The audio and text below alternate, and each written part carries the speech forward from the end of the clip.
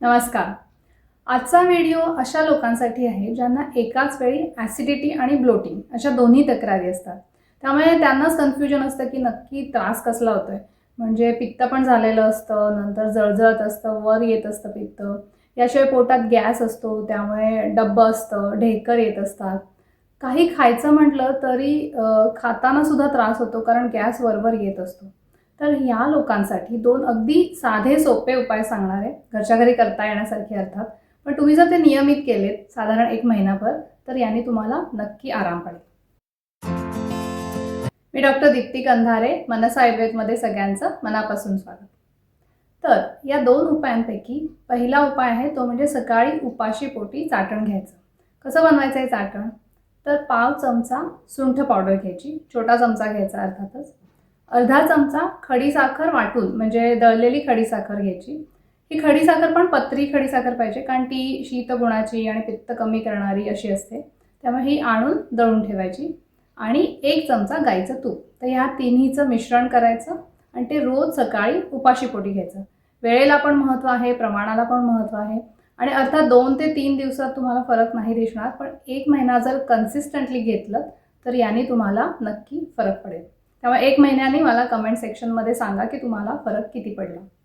अगदी जुनाट अम्लपित्त जरी असेल ना, तरी या उपायाने फरक पडतो. आता दुसरा उपाय जो आहे तो याहीपेक्षा सोपा आहे. आठवड्यातून 3 किंवा 4 दिवस वेलची केळं खायचं. आणि हे वेलची केळं कशाबरोबर खायचं? तर तुपाबरोबर. इथे पण कॉम्बिनेशन हे खूप जास्ती महत्त्वाचं आहे. कसं ते सांगते. आता विषय निघालाच आहे, तर मला आजकाल जे काही कॉम्बिनेशन करतात ना लोक, तर त्याविषयी बोलायचं आहे. बरेच जण स्मूदी घेतात, म्हणजे एक्सरसाइजच्या आधी, जिमला जाण्याच्या आधी. तर त्या स्मूदीमध्ये ड्रायफ्रुट्स असतात, दूध असतं आणि त्याच्यात केळं घालतात आणि मग हे सगळं ब्लेंडरमधून काढतात, म्हणजे मिक्सरमधून वगैरे काढतात. त्याने त्याची कन्सिस्टन्सी जर कशी असते तुम्ही बघितलं तर असं एकदम चिकट असतं, म्हणजे ते खायला पण त्रास होईल किंवा असं विचित्र दिसतं ते. आणि अर्थातच हे किती हेल्दी जरी असलं तरी हे असं कॉम्बिनेशन करून जर घेतलं ना, तर ते शरीरासाठी फारसं चांगलं नाही आणि रोज घेत असाल तर. त्यामुळे मी जे कॉम्बिनेशन आता जे सांगते की तूप आणि केळं, तर हे डायजेशनसाठी अतिशय उत्तम असतं. तूप हे जे आहे ना ते असं स्निग्ध असतं, नंतर लवकर लवकर पुढे जायला मदत करणार असतं. म्हणजे नुसतं केळं खाल्लं तर त्याच्याऐवजी तूप आणि केळं हे खाल्लं तर डायजेस्टिव्ह ट्रॅक्टमधनं ते फास्ट जातं. ॲसिडिटी जी वाढलेली असते, पित्त वाढलेलं असतं, ते कमी करायला ह्याने मदत होते, पहिली गोष्ट.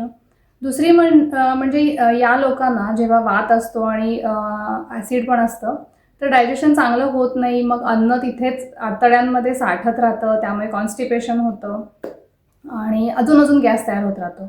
तर केळं काय करतं, एकतर पटापट पुढे जातं आणि त्याबरोबर हे जे साठलेला जो मल आहे तो घेऊन जायला पण मदत करतं. त्यामुळे दिसायला अगदी साधा उपाय वाटतो, पण तो जर रेग्युलर केला तर तुमचं पोट नीट साफ व्हायला आणि पित्त आणि वात दोन्ही कमी व्हायला खूप चांगली मदत होते. अर्थात कधी घेऊ नये हे पण सांगायला पाहिजे. जर तुम्हाला कफ असेल, सर्दी असेल, खोकला असेल, घशाचा त्रास असेल तर अर्थातच केळं खायचं नाही. त्यामुळे परत असं नको वाटायला की अरे उपाय करतच राहिले. तर हा त्रास असताना नाही घ्यायचं, पण अदरवाईज बाकीच्या वेळेला तुम्ही केळं 3 किंवा 4 दिवस घेऊ शकता आठवड्यातून. या उपायांनी गुण येण्यासाठी अजून एक महत्त्वाची गोष्ट करणं गरजेचं आहे, ते म्हणजे ज्यामुळे पित्त वाढतं, म्हणजे जे कुपथ्य आहे ते टाळणं आवश्यक आहे. घाबरू नका, मी खूप जास्ती लांबलचक काही सांगणार नाही आहे. फक्त काही पदार्थ जे पित्त आणि वात दोन्ही वाढवतात ते टाळणं आवश्यक आहे. त्यातली पहिली म्हणजे चण्याची डाळ, कारण याने दोन्ही वाढतं. चण्याच्या डाळीच्या ऐवजी तुम्ही मुगाची डाळ वापरू शकता. आपल्या इथे एवढी व्हरायटी आहे, डायव्हर्सिटी आहे, तर तुम्ही जे पदार्थ सूट होत नाही त्याच्याऐवजी दुसरे वापरा. तर मुगाची डाळ किंवा मुगाच्या डाळीची पावडर ही बनवून ठेवायची आणि ती वापरायची. यानंतर भाज्यांमध्ये मेथी, गवार, वांग या काही भाज्या आहेत, त्या दोन्ही गोष्टी वाढवतात, त्यामुळे त्या बेटर टू अवॉइड.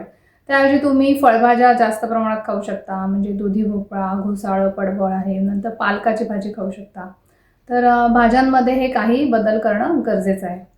आहाराबरोबरच अजून एक खूप महत्त्वाची गोष्ट जी वात आणि पित्त दोन्ही वाढवायला कारणीभूत असते, ती म्हणजे रात्रीचं जागरण.